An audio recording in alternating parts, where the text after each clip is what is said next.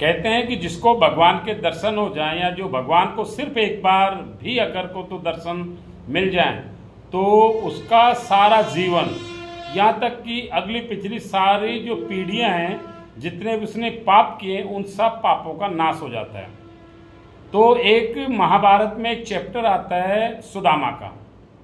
कहते हैं कि सुदामा का दोस्त था, जो बचपन का जो उसका मित्र था, वो था स्वयं ब्रह्मांड का मालिक भगवान श्री कृष्ण।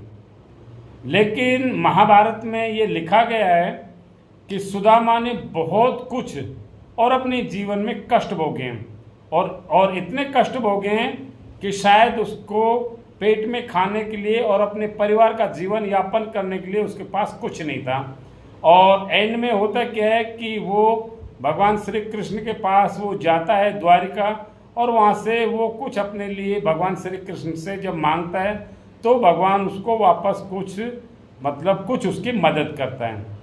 लेकिन कहानी का संशय ये है कि जिसका दोस्त भगवान हो, तीन लोक का अंतर्यामी, ब्रह्मांड का मालिक, जिसको सब कुछ पता है, जो सब जानता है पूरी दुनिया के बारे में, पूरी सृष्टि के बारे में, तो क्या उसको सुदामा का वो कष्ट नजर नहीं आया? जो सुदामा, जो उसका बचपन का मित्र था, जो इतने कष्ट सहन कर रहा था, वो क्यों सहन कर रहा था?